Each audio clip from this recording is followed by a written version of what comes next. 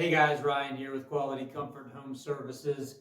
You may walk by the register sometimes and feel cold air blowing out. First and foremost, if you do feel that in the winter, I would go to your thermostat and make sure your fan is not in the on position on the thermostat. You have fan and auto. In the on position, it's going to run 24/7. In the auto position, it'll just kick on and off with the heat. Also, one thing that I would check is your furnace filter.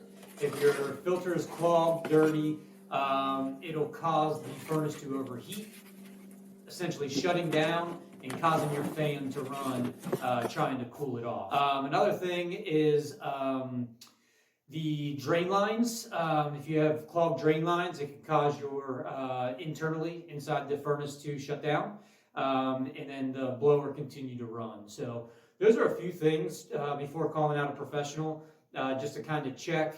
And if those don't work, call us and we'll come out and give you a hand. Thank you. Have a good day.